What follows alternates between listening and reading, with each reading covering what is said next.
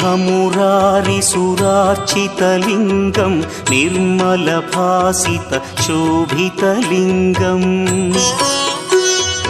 जन्मजदुःखविनाशकलिङ्गं तत्प्रणमामि सदा शिवलिङ्गम्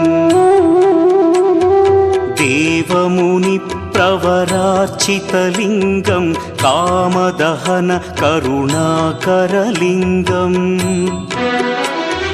रावणदर्पविनाशकलिङ्गं तत्प्रणमामि सदा शिवलिङ्गम्